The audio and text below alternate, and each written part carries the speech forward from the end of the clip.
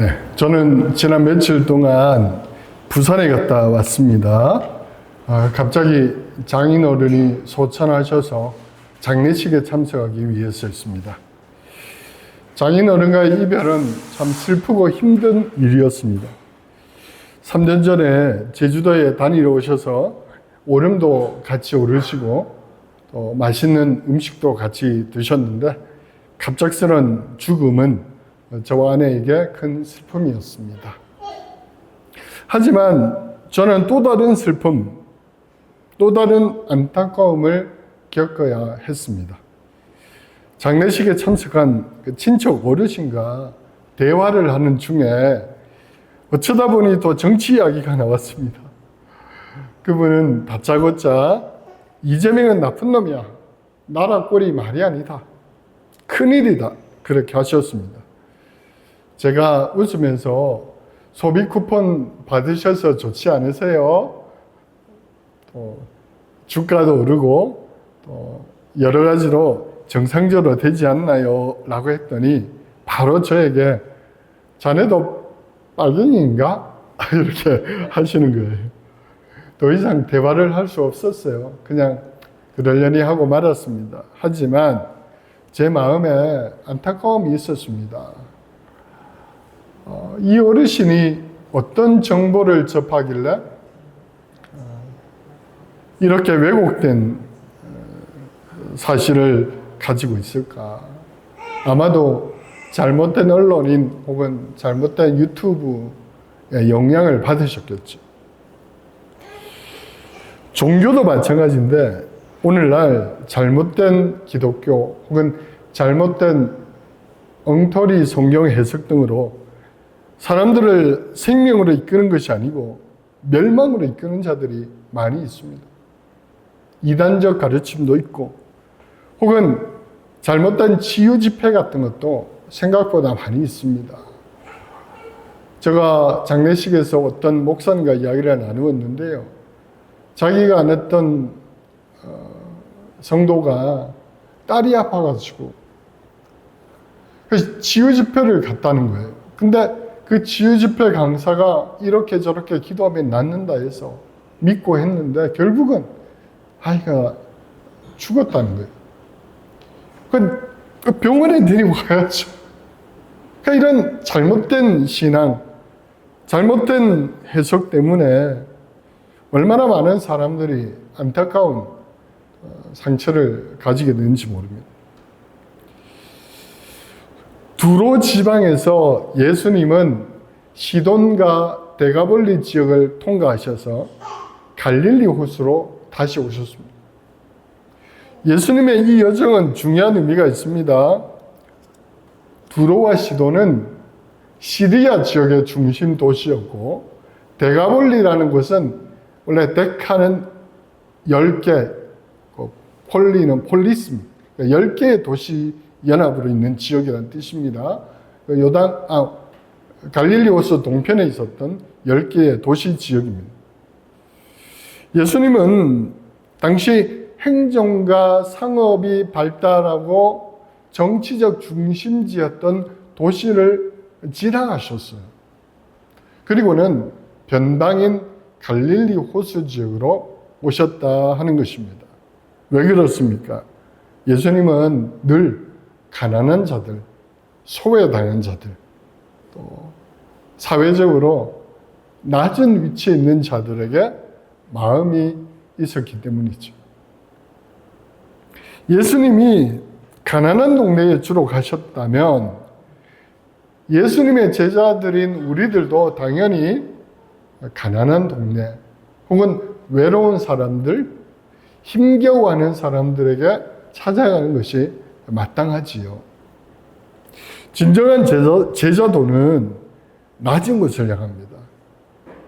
따라서 우리도 번화가나 중심가가 아니라 변두리로 유명한 사람이 아니라 이름 없는 사람에게로 사람들이 많이 가는 곳이 아니라 사람들이 꺼려하는 곳으로 가야 될 것이에요. 무엇을 가지고요? 예수님의 사랑을 들고.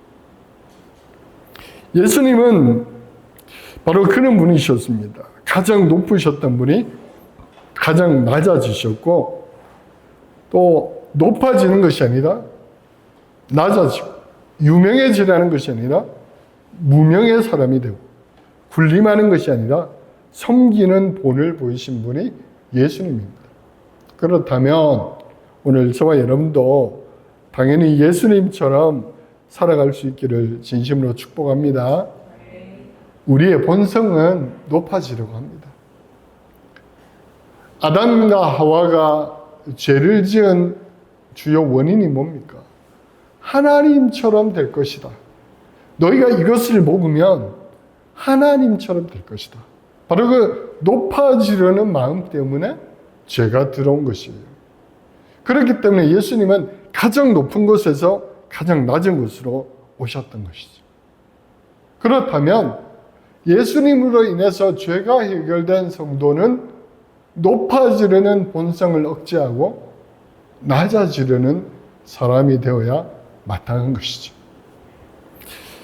그런 저와 여러분 될 수 있기를 축복합니다. 예수님께서 갈릴리 바다에 도착하자 사람들이 기다렸다는 듯이 기먹고 말 더듬는 자를 데리고 왔습니다. 그들은 예수님께 이 사람에게 안수하시고 고쳐달라 이렇게 요청했습니다. 저는 이 장면이 상당히 인상적으로 다가왔습니다. 여기 귀먹고 못 듣고 말 못하는 장애를 가진 사람이 있어요.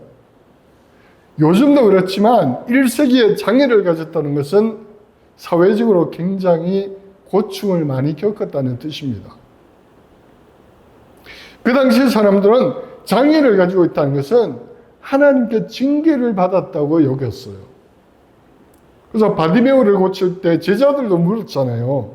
이 사람이 눈을 못 보는 것이 누구 죄 때문이냐고.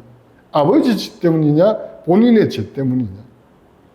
그런 시대에 이 귀가 먹어서 듣지 못하고 말을 더듬는 이 사람이 어떻게 살았을지는 우리가 충분히 생각해 볼 수 있습니다. 비참하게 살았겠지요. 친구가 잘 없었을 것입니다. 혹은 가족까지도 이 사람을 저버렸을 가능성이 큽니다.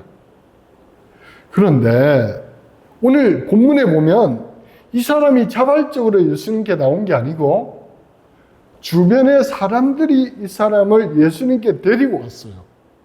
그리고 예수님께 고쳐달라고 요청했습니다. 이게 중요하죠. 여기 이 사람들 누구인지 이름이 밝혀지고 있지는 않지만 이 사람들은 하나님의 마음을 가지고 있었다. 적어도 이 장애를 가진 사람을 천대시하거나 혹은 소외시키거나 혹은 꺼려하는 것이 아니고 오히려 이 장애를 가진 귀먹고 말 더듬는 자를 불쌍히 여겼다. 그리고 이 사람도 고침을 받았으면 좋겠다. 그리고 예수님이라면 이 사람을 고칠 수 있을 것이야 라는 확신을 가지고 이 사람을 예수님께 데리고 왔다는 거예요. 이게 중요하죠. 이 사람들의 이 행동은 그 당시 일반인들과는 좀 차이가 있는 것 같아요. 그러므로 이 사람들은 좋은 믿음의 사람들인 것이죠. 오늘 저와 여러분도 이런 이웃, 이런 친구가 되어야 되지 않겠습니까? 현대인들은 대부분 이기적이지요. 거의 자신의 삶에만 관심이 있지요. 혹은 자기 가족, 내가 잘 먹고 잘 사는 것, 거기에만 관심이 있어요. 이웃을 돌아보지 않습니다. 아니면 우리의 주거 문화 자체가 아파트 대부분 살다 보니까 이웃이 누군지도 몰라요. 그냥 나밖에 모르는 시대. 철저한 이기심과 철저한 자기 중심주의의 사회를 우리가 살아가고 있죠. 그럼 관심이 없어요. 이웃에 누가 이웃인지도 모르고 혹은 어려움을 겪고 있거나 힘든 일을 겪고 있는 사람에게 별 관심이 없습니다. 애써 외면하죠. 그러면서 대부분 뭐라고 합니까? 나도 힘들다. 나도 먹고 살기 힘들다. 근데 내가 누구를 신경 쓰겠느냐? 이런 시대가 되어버렸어요. 어쩌면 교회 안에도 그렇지요. 과거의 교회는 서로를 돌보는 공동체였습니다. 어려운 사람 있으면 도와주고 기도해주고 그렇게 했어요. 하지만 오늘날 현대교회는 예배는 같이 드리는데 그 옆에 앉아있는 성도의 삶에는 정작 관심이 없어요.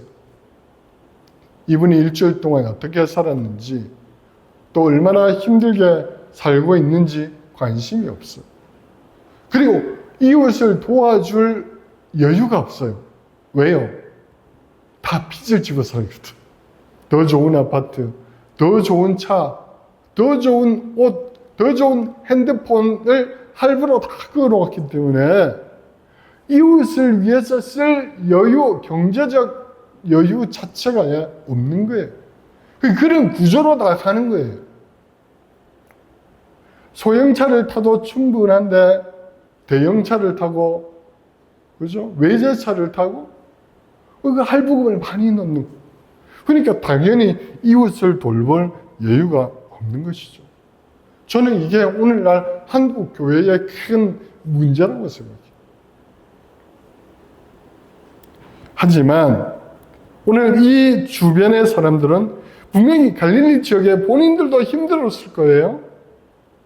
그럼에도 불구하고 그 기먹고 말 더듬는 자를 긍휼히 여겼다. 불쌍히 여겼다. 그리고 이 사람이 이 질병에서 자유롭게 되고 고침을 받고 정상적인 삶을 살면 좋겠다는 마음을 가졌어요. 그리고는 예수님께 데리고는 수고를 마다하지 않았습니다. 다른 본문에서도 중풍병자를 들것에 싣고 예수님께 찾아온 사람들 있었죠? 같은 것이죠. 오늘 우리가 예수님의 제자라면, 우리가 진정한 그리스도인이라면 나 자신뿐만 아니라 우리 이웃, 우리 형제자매 성도들에 대한 사랑과 관심이 있어야 됩니다. 우리 좋은 친구 교회는 그런 교회, 그런 성도 되기를 축복합니다. 그래서 저는 교회 이름을 고민하면서 좋은 친구 교회라고 지었어요. Good Friend Church. 예수님이 우리의 좋은 친구였듯이 우리도 서로에게 좋은 친구가 되어주자. 사마리아인처럼 좋은 이웃이 되자. 그래서 진정한 하나님의 공동체가 되자. 그런 저와 여러분 될 수 있기를 축복합니다. 또한 우리는 오늘 이 사람들처럼 우리 주변에 예수님을 알지 못하는 많은 사람들, 영적으로 기먹고 영적으로 눈멀고 영적으로 장애를 가진 수많은 비그리스도인들에 대한 관심을 가져야 돼요. 죽어가는 영혼들. 그죠? 나만 예수 믿고 천국 가고 나만 예수님 만나고 그게 아니라 우리 주변에 비기독교인을 향한 영적 장애를 가진 사람을 향한 긍휼의 마음이 있어야 되겠다. 그리고 그들을 예수님께 데리고 오자 하는 마음이 있어야 되겠다. 그런 구령의 열정이 있는 저와 여러분 될 수 있기를 축복합니다. 자, 사람들이 기먹고 말 더듬는 자를 데리고 와서 고쳐달라 했어요. 근데 예수님은 평상시와 다른 행동을 하십니다. 일반적으로 예수님은 말씀으로 그냥 고쳐주셨잖아요. 혹은 사람들이 있는 그 현장에서 그냥 즉시 고쳐주셨어요. 근데 오늘 이 사람에게는 예수님이 다른 방식으로 고쳐주셨어요. 우선 무리를 떨었다고 돼 있어요. 말 더듬고 기먹은 이 사람을 데리고 따로 한적한 곳으로 가셨다. 그리고 예수님은 손가락을 그의 양 귀에 놓고 또 침을 뱉어 그의 혀에 손을 대시면서 하늘을 우러러 탄식하시고 그에게 에바다, 뜻은 이제 열리라, 이런 방식으로 이 사람을 고치셨다는 거예요. 그러면 우리가 생각을 해야 되겠죠. 예수님은 이 사람에게 왜 특별한 방법을 사용하셨을까? 우리는 예수님께서 특별한 어떤 말씀, 특별한 행동을 하실 때는 특별한 이유가 있다는 것을 알아야 되죠. 이를테면 지난주 말씀에 수로보니게 여인을 향해서 예수님은 주일의 상에 있는 음식을 개들에게 주지 않는다 그랬어요. 특이한 말씀을 하셨죠. 아니, 예수님이라면 하지 않으실 그런, 너는 개와 같다? 뭐 이런 말씀 하셨어요. 그래서 우리는 고민했었죠. 그렇다면 예수님의 특별한 의도가 있었을 것이다. 예수님은 그런 걸 통해서 이 여인의 잠재되어 있는 그런 믿음을 끌어올리셨죠. 그리고 주변에 앉은 유대인들에게 이 여인의 믿음의 탁월성을 더 부각시키기 위해서 일부러 그런 말씀을 하셨어요. 마찬가지로 오늘 이 본문에서도 예수님이 특별한 방식으로 이 사람을 고쳤다는 것은 이 사건에 특별한 의미가 있었다 하는 것이죠. 그러면 그 이유가 무엇일까? 왜 그렇게 하셨을까? 우리가 성경 본문을 자세히 살펴보면 그 이유를 알 수 있습니다. 36절을 보니까 예수께서 경고하실수록 그들이 더욱 널리 전파하니 이렇게 되어 있습니다. 예수님은 이 사건을 알리지 말라 하셨어요. 근데 이 사건을 목격한 자들은 더욱 널리 알렸어요. 그러니까 여기서 볼 수 있듯이 예수님은 이 환자만 데려간 것이 아니고 소수의 제자들과 아마도 이 환자를 데리고 온 몇 사람을 같이 동행했던 것 같아요. 그러니까 그들 주변 사람들에게 알리지 말라 하셨고, 또 이 사건을 목격했으니까 증언했을 터이고 마가가 나중에 기록했을 거잖아요. 그러니까 예수님은 소수의 제자들과 특별한 몇 명을 데리고 이 일을 하셨다 하는 것이죠. 예수님은 자신이 메시아라는 것, 혹은 하나님의 선지자라는 것을 부각시킬 때는 모든 제자들을 데려가지 않고 소수의 제자들만 데려갔던 것을 알 수 있습니다. 야이로의 딸을 고칠 때도 예수님은 3명의 제자만 데려가셨잖아요. 또 우리가 다음 주 본문에서 볼 것인데 변화산 사건을 겪을 때도 베드로, 안드레, 야고보 3명만 데려가셨어요.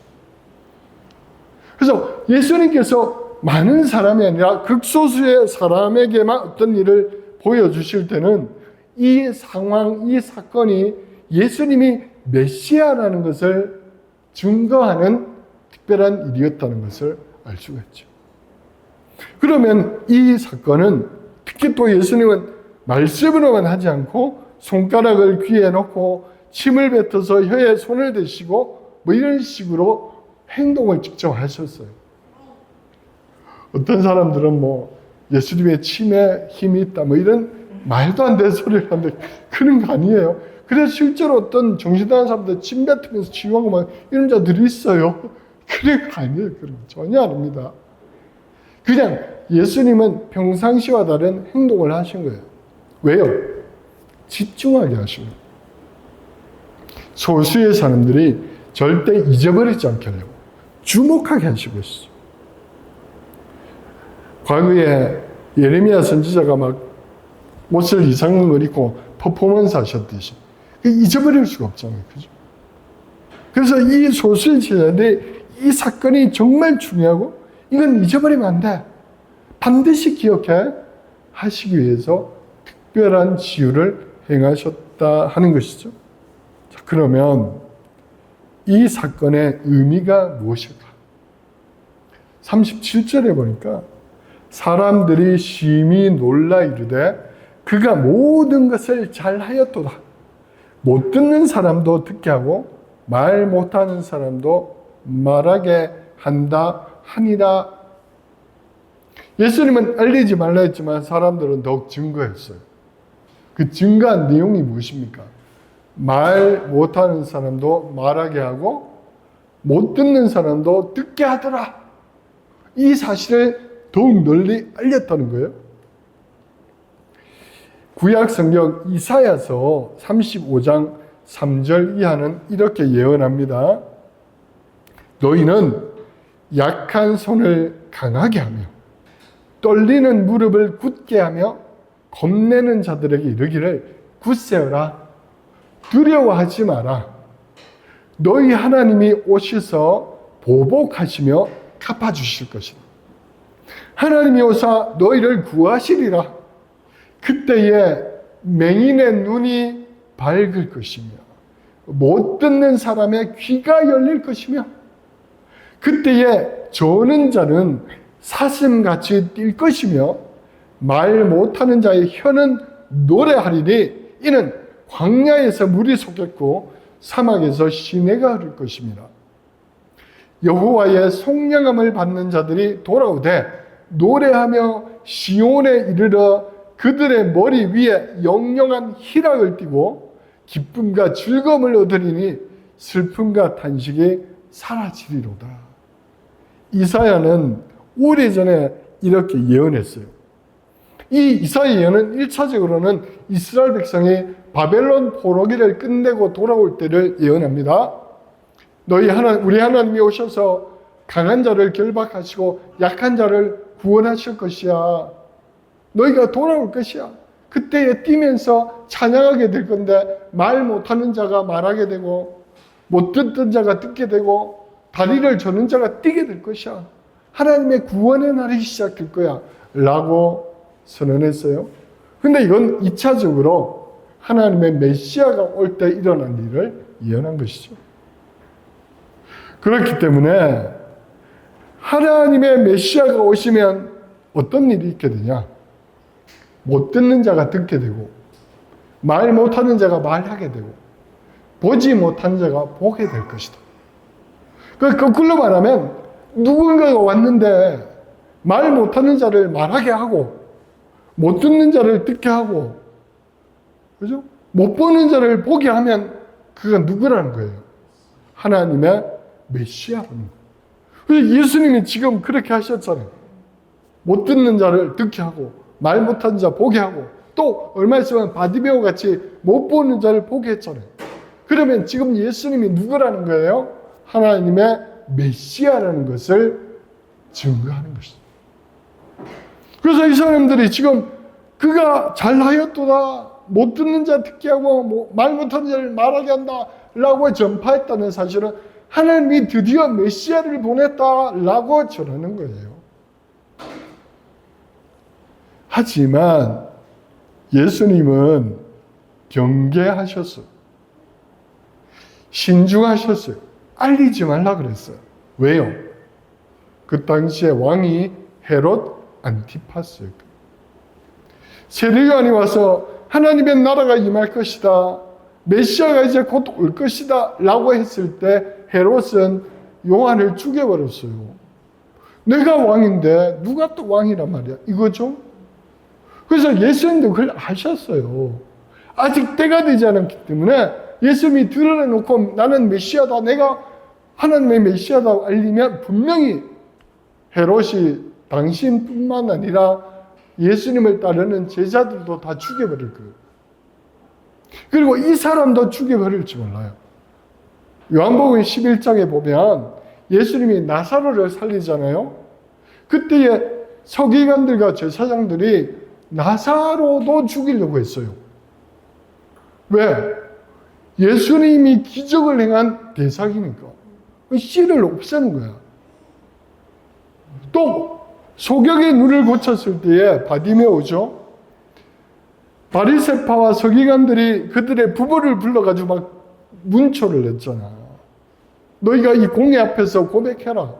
너희도 그 자를 하나님의 메시아로 믿느냐? 왜 죽이려고? 그랬더니 그 부모가 우리는 안 믿습니다 했잖아요. 그러니까 예수님이 이걸 아셨어요. 아직은 때가 되지 않았다. 그렇기 때문에 알리지 말라. 신중하셨던 거예요.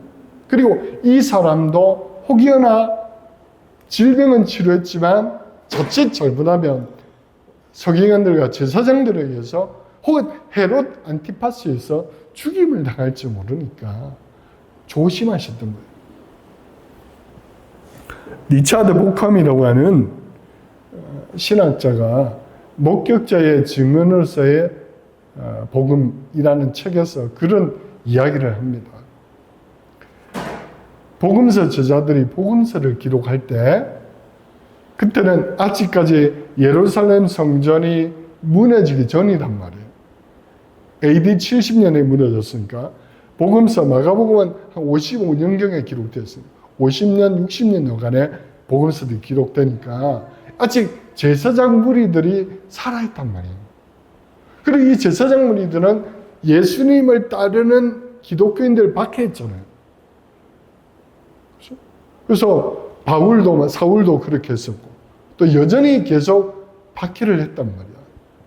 또 로마 제국도 박해를 했고, 그러다 보니까 하나님께서 복음서를 기록하게 하실 때, 그 당시 1세기 교회의 중요한 리더, 정말 핵심 리더, 순교를 감당할 수 있을 정도의 믿음을 가진 리더 말고는 무명으로 처리했어요. 복음서에 이름을 적지 않았어요. 왜? 이름을 다 적어놓으면 그 사람이 위험하게 됩니다. 그러나 핵심 제자들, 뭐 베드로, 야고보 이런 자들, 혹은 막달라 마리아, 그죠? 혹은 나사로, 뭐 마르다, 마리아, 이런 이름이 나오는 사람은 탁월한 지도자였다. 순교까지도 감당할 수 있는 사람들이었다라고 리차드 보캄이 기록하고 있습니다. 그래서 오늘 이 사람도 예수님은 이 사람의 개인적인 안녕뿐만 아니라 아직 때가 되지 않은 예수님 섣불리 헤롯 안티파스를 자극하지 않게 해서 알리지 말라는 거예요. 두 번째, 예수님이 왜 이렇게 특별한 행동을 통해서 특별한 소수의 제자들에게 이 사건을 목격하게 했을까? 예수님은 귀 먹고 말 더듬는 이 사람을 향해서 에바다, 열리라 이렇게 말씀하셨어요. 하지만 2차적으로 이 에바다의 선포는 그 주변에 있던 제자들에게 하신 거예요. 제자들의 영적으로 잘못된 것을 고쳐주시면 이 사건 이후에 이제 변화산 사건이 나오고 가이사랴 빌립보에서 예수님이 제자들에게 인자를 누구라 하느냐 하잖아요. 그때 베드로가 주는 그리스도시요 살아계시다 하나님의 아들입니다 했어요. 그때 예수님은 그래 맞다, 인자가 이제 곧 예루살렘에 올라가서 십자가를 지고 죽을 것이다 했어요. 그때 베드로가 뭐라 그래요? 주여 그리 마옵소서. 예수님이 뭐라고 하셨어요? 사탄아 물러가라. 너가 하나님의 일을 생각하지 않고 사람의 일을 생각한다 그랬어요. 무슨 뜻이에요? 지금 예수님이 십자가를 향해서 마지막 예루살렘을 올라가는 그 순간에도 베드로는 그런 걸 생각 안 했다고요. 예수님이 여전히 이스라엘의 메시아로서 빌라도를 몰아내고 헤롯을 몰아내고 로마를 몰아내고 다윗의 왕과를 세울 것을 기대하고 있었다. 그래서 요한의 어머니도 뭐라고 그래? 예수님 보고 우리 두 아들을 당신이 왕이 될 때 좌우에 앉게 해달라. 여전히 그들 주변에 있던 제자들조차도 아직까지도 예수님이 어떤 메시아라는 걸 모르고 있어.